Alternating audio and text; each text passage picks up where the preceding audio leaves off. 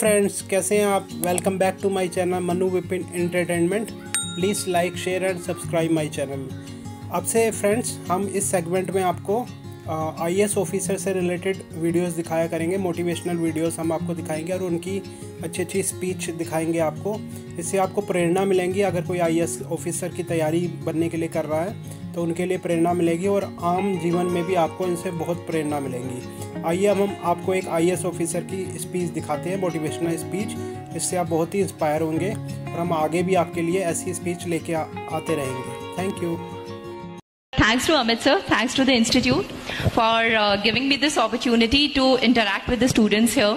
I really love interacting with students. जब मैंने तैयारी शुरू की थी, देखिए फ्रेंड्स, आज नाम हो रहा है कि अन्नू कुमारी की स्ट्रैटेजी क्या थी, लेकिन मैं सच बताऊं, जब मैंने तैयारी शुरू की थी कोई स्ट्रैटेजी माइंड में नहीं थी। ठीक है, माइंड में था तो सिर्फ डाउट्स थे, fears थे, uncertainties थी। I didn't know what was going to happen and I had taken a big risk. So I think आप लोगों को पता ही होगा, I have 8+ years of work experience in the private sector और मैंने फाइनेंशियल सर्विसेज सेक्टर में basically काम किया था। And at this stage of my life I was a married woman, a wife and a mother to a 2.5 year old boy. Today my son is 4 year old. When I started preparing he was 2.5. तो challenges बहुत थे, डर बहुत लगता था और बहुत बार ऐसे डाउट्स आते थे कि what if it doesn't happen, what if it doesn't materialize. Why I'm telling you this is कि बच्चों, आप भी जिस भी स्टेज से शुरुआत करोगे ना, you will feel कि you are lost. You do not know where to begin, what to do. लोग करते कैसे हैं, छोटे छोटे डाउट्स होते हैं ना जो हमारे specially they are the most difficult to tackle. जैसे मुझे छोटी सी चीज ये नहीं पता लगता था या ये समझ में नहीं आता था कि when the syllabus becomes so vast by the end of the preparation, when you approach mains, so the current affairs portion for example would have lengthened so much that you would find it very difficult to revise. तो बहुत सारे छोटे छोटे doubts, कैसे होगा, क्या होगा, all these kinds of things were the ones that made my beginning. ठीक है, that is how I started. 2016 जून में I left my job and I started preparing. Thanks to my brother and my mama ji, they are the ones who actually inspired me or encouraged me कि तुम job छोड़ दो, कोशिश करोगी तो हो जाएगा. It was only on their insistence. मैं मतलब ये जो पेरेंट्स भी यहाँ पे बैठे हैं, डियर पेरेंट्स, मेरी आप सबसे भी ये रिक्वेस्ट होगी and why I am sharing this anecdote is so that you people also perhaps encourage your children, your wards, the same way as I was encouraged by my parents and relatives. मुझे बहुत doubt था और मुझे नहीं लग रहा था कि सिलेक्शन हो जाएगा at this age when I had only 2 good attempts to go, but only because मेरे रिलेटिव्स ने मुझ में इतना फेथ दिखाया। मेरे मामा जी ने मुझे एक छोटा सा सिंपल सा SMS भेजा था। उन्होंने लिखा था कि अगर तू अभी जॉब छोड़ दे तो तेरा और तेरे बेटे का 1.5-2 साल का जो भी खर्चा होगा, I am ready to bear. आप अभी बच्चे हो, मतलब most of you perhaps would be graduate और स्टिल स्टडिंग और so on, so you won't recognize, but financial responsibility is a big thing, and especially when you have been working at a particular position for a long amount of time. I was drawing a good salary, so financially I was in a stable position, but ये सोच के डर लगता था कि कल को जब वो महीने के एंड में सैलरी नहीं आएगी तो how would you manage your finances and all. एक होम लोन भी ले रखा था, बेटा भी था, उसकी पढ़ाई भी स्टार्ट होने वाली थी, so all kinds of things were there. तो बच्चों के मन में डाउट्स या फियर्स होंगे। पेरेंट्स, मतलब sincere request to you, it is up to you कि you have to ward off those fears and doubts. आप अपने बच्चे में इतना कॉन्फिडेंस दिखाइए कि हाँ बेटा तुम कर सकते हो।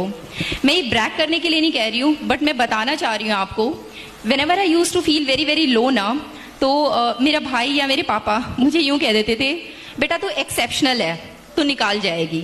एक्सेप्शनल वर्ड बहुत बड़ा होता है, ठीक है। I know in the heart of my heart कि कोई एक्सेप्शनल नहीं हूं मैं,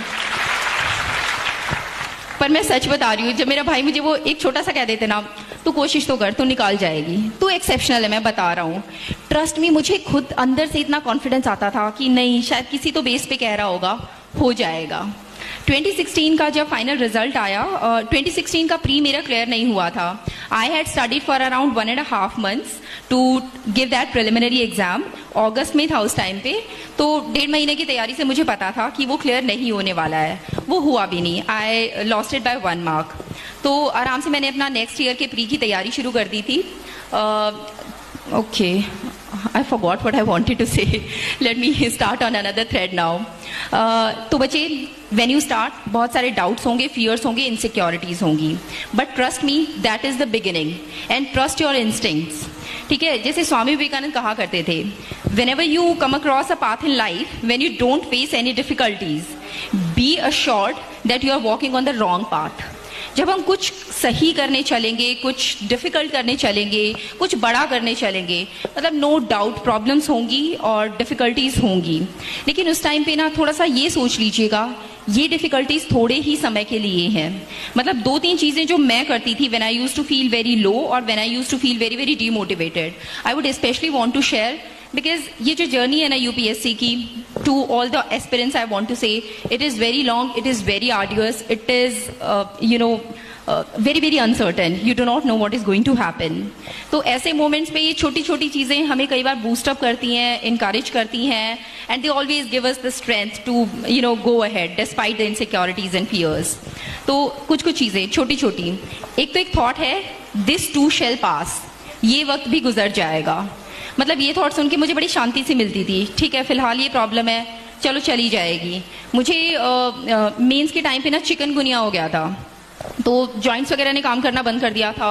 मैं बहुत रोई थी कि मुझसे तो पहले ही मेरी स्पीड स्लो है और अब तो लिखा जाने वाला ही नहीं है. ठीक है, बट उस टाइम पे फिर मैं यही सोचती थी कि ठीक है, अभी तो मतलब इमीडिएट चिकनगुनिया हुआ है, इस वजह से जॉइंट्स में ज्यादा पेन है, एज टाइम विल पास वो ठीक हो जाएगा. सो ये छोटा सा phrase, this too shall pass, it used to give me a lot of confidence. दूसरी चीज, अपने वेल विशर्स से बात कीजिए. आपके पेरेंट्स हों, भाई बहन, चाचा ताऊ, मामा मासी, your husband if you are married, your in laws, anybody who loves you genuinely, उन लोगों से बात कीजिए. वो डेफिनेटली आपको कोई ना कोई आपकी अच्छाई दिखाएंगे, आपकी कोई ना कोई स्ट्रेंथ दिखाएंगे, जिसके बेसिस पे they have faith in you कि आप कर पाओगे. तो do talk to those people. Avoid negativity. Specially UPSC aspirants के लिए बोलना चाहूंगी बच्चों, कई बार कहने को हमारे फ्रेंड्स होते हैं, but they might not be our true well wishers. Beware of such people. ठीक है, they can actually put you down. For example, कोई आपसे ऐसे कह दे, अच्छा फलाने फलाने क्वेश्चन का आंसर बताओ, and you are not able to answer, and the other person tells you, ये भी नहीं आता, इसका मतलब तेरी तो तैयारी नहीं है, अभी तो तू इस प्री में नहीं बैठ सकता, मेंस में नहीं बैठ सकता. Avoid such negativity at any cost. ठीक है, क्योंकि हर इंसान की डिफरेंट स्किल्स होती हैं, हर इंसान की डिफरेंट स्ट्रेंथ होती है. अगर आपको वो पर्टिकुलर क्वेश्चन नहीं आता, तो I am pretty sure there would be 100 different questions that you would be knowing and perhaps your friend wouldn't be knowing. So don't get carried away by the negativity. Along with these things, let me start with the strategy per se that I did. ठीक है, so with all the fears, with all the uncertainties, मैंने कैसे शुरुआत की थी. जून 2016 में, as I told you, मैंने अपनी जॉब छोड़ी थी.